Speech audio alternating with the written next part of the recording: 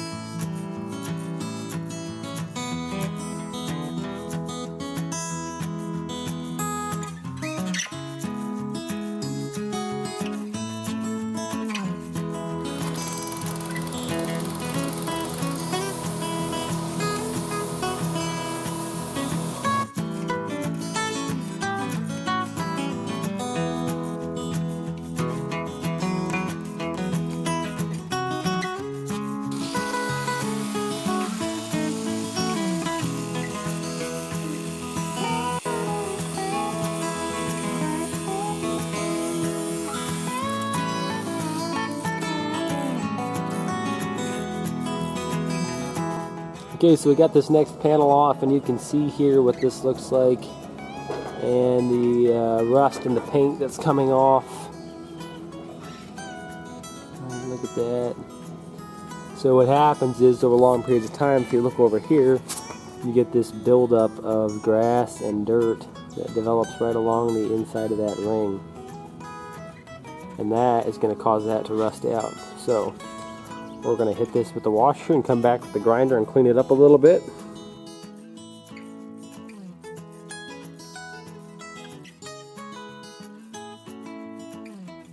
Okay, so it is fully skeletonized, and I've done most of the grinding on this bottom rail. So now we've got some Rust-Oleum rusty metal primer, and we're going to put this on and hopefully extend the life a little bit.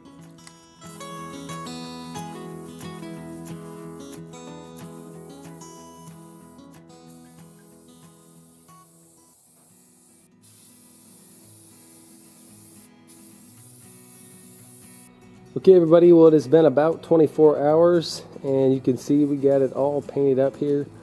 So mainly this bottom ring, and a little bit on the top side in places, but it's kind of hard to tell. But if you look at this piece right down here, you can tell that one has got a few rust holes in it, and I think really it dried up pretty nice. It did create a fairly smooth finish, and if you were really concerned about painting up something rusty and wanting it to actually look nice, I think this would do a decent job. At the end of the day, I don't really care about whether or not it looks nice. This is a hay ring, so you know, the goal is just to extend the life a little bit. That's the main goal here. So we're gonna get our welder ready, and we're gonna get ready to tack this up. So we are going to be welding this up today with the Amico Power DC160, previously reviewed. So this is the part of the video where if you are a career welder or somebody in welding school, or just somebody who can't stand it, you may want to look the other way, because I've got some 6011, 332nd 6011. I've set the machine to about 50 amps, and I'm going to attempt to burn through this paint and tack this thing up.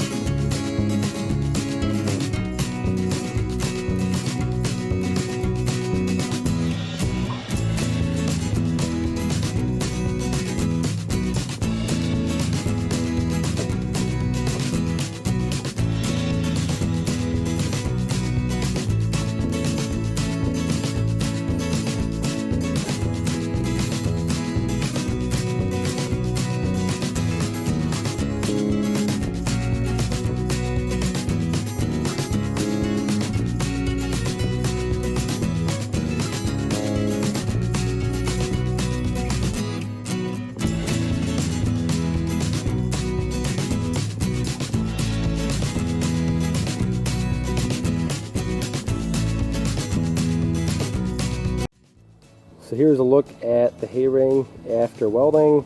So I spent a ton of time welding on this, and burned about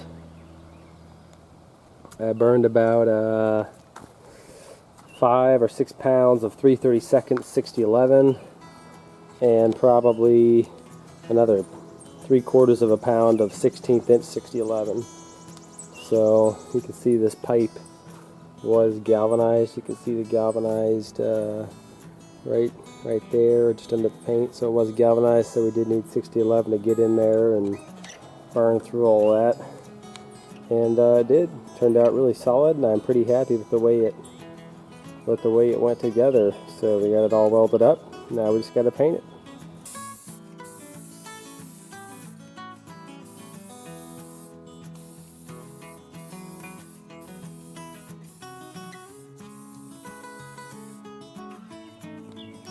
Okay everybody, well here is a final look at the hay ring project. So you can see we got it all painted up and welded up back together.